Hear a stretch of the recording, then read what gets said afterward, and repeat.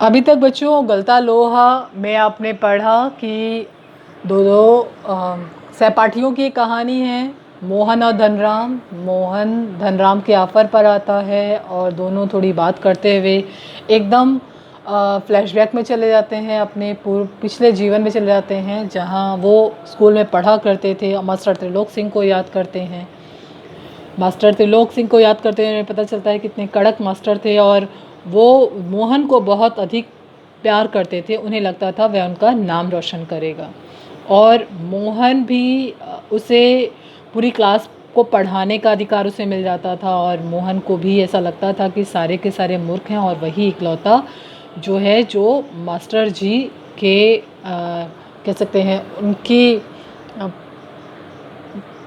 परिधि में बिल्कुल खरा उतरता है।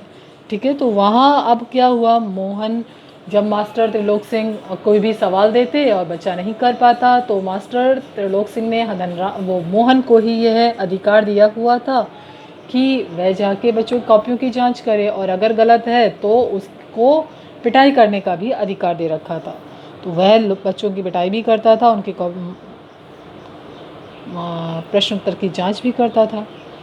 फिर क्या हुआ, और धनराम वह गांव के दूसरे खेतीहर या मजदूर परिवारों के लड़कों की तरह किसी प्रकार तीसरे दर्जे तक स्कूल का मुंह देख पाया था। त्रिलोक सिंह मास्टर कभी कभार ही उस पर विशेष ध्यान देते थे। एक दिन अचानक ही उन्होंने पूछ लिया। क्या पूछ लिया? धनुआ, 13 का पहाड़ा सुना तो? 12 तक का पहाड़ा तो उसने किसी तरह याद कर लिया था, लेकिन 13 का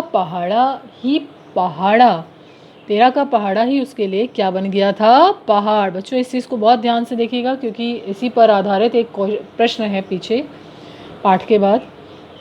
13 एकम 13, 13 दूनी 24, सटाक एक संटी उसकी पिंडलियों पर माँ साहब ने लगा दी थी कि वह टूट गई।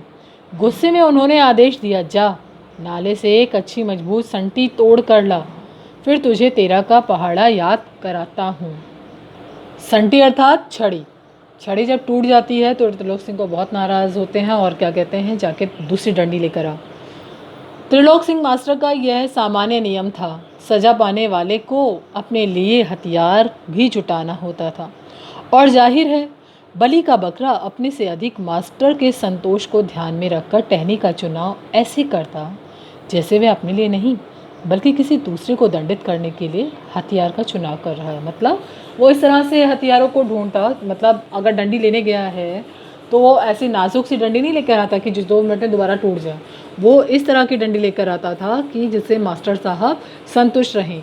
ऐसा ना हो अगर डंडी टूट गई तो मास्टर साहब का गुस्सा और भी ज़्यादा बढ़ जाएगा।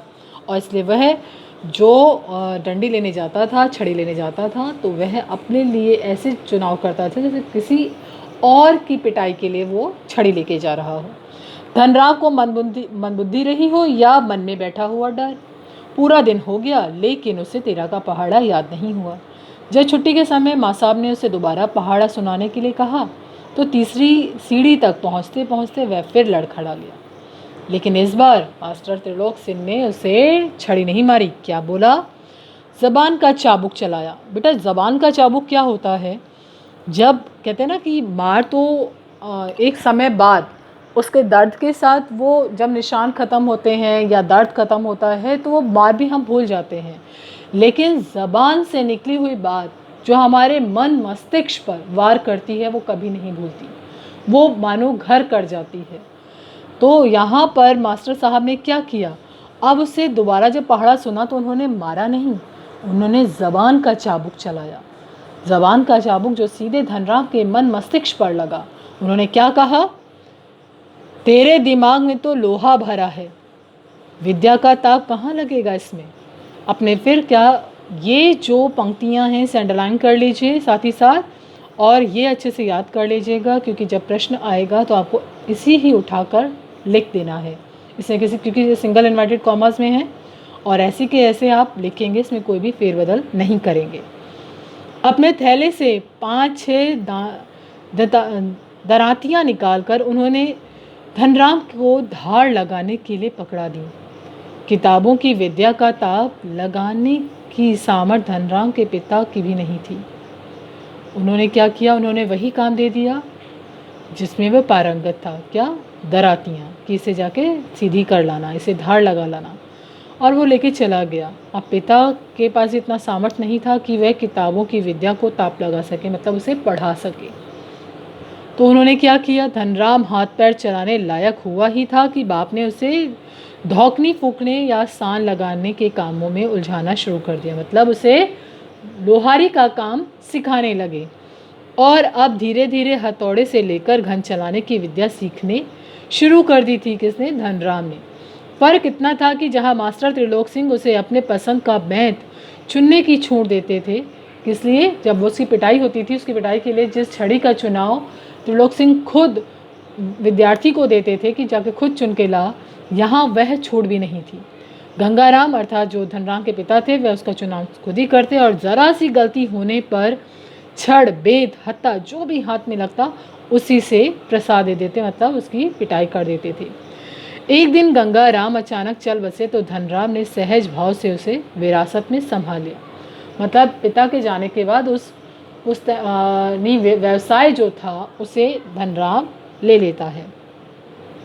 और आस पड़ोस के गांव वालों को याद नहीं रहा कि वे कब गंगाराम के ऑफर को धनराम का ऑफर कहने लगे। कब वो धनराम, मतलब गंगाराम की जो दुकान थी लोहे का, लोहारीगिरी होती थी, वह कब धनराम की बन गई, किसी को पता ही नहीं चला।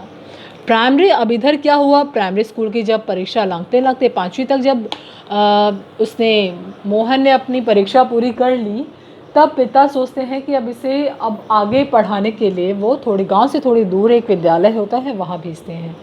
अब विद्यालय बच्चों थोड़ा दूर होता है, अब वहाँ बीच में एक नदी पड़ती है, नदी को पार करके ही विद्यालय जा सकते हैं, क्योंकि कोई और रास्ता नहीं था, ना ही वहाँ कोई पुल था। मोहन सब तरह की परेशानियों को झेलता है, वह नदी को पार करके विद्यालय जाता है, वहाँ से थक हार के आता है, फिर वो पढ़ने के लिए जाता है। जब वो हताश होने लगता है तो पिता जो हैं विद्या व्यसनी, मतलब पढ़ने वाले बालकों के उदाहरण देके उसकी हौसला अफजाई कर देते थे, और फिर वह पढ़ने के लिए फिर से तैयार हो जाता था, एक ऊर्जा और स्फूर्ति उसके अंदर आ जाती थी। अब लेकिन एक दिन क्या हुआ, एक दिन अचानक नदी में पानी बहुत ज़्यादा आ गया, और किसी तरह जो और लोग थे, मछुआरे वगैरह थे, केवट वगैरह थे, उनके कारण ही मोहन उस दिन बच पाया था, अन्यथा मोहन अपने जीवन से हाथ धो बैठता। यह बात जैसे ही पिता को, मुंशीधर को पता चली, वंशीधर को, तो उन्हें यह चीज़ बर्दाश्त नहीं हुई। उन्हें लगा कि पढ़ना तो ठीक है, लेकिन अगर बेटा ही हाथ नहीं रहा तो ऐसी पढ़ाई का क्या फ़ायदा। वो बहुत ही सोच में पड़े हुए थे, फिर वो बहुत ज़्यादा इस चीज़ को लेकर परेशान थे। तो एक दिन अचानक कौन आता है उनके घर, क्या होता है, ये सब हम अगली कक्षा में पढ़ेंगे।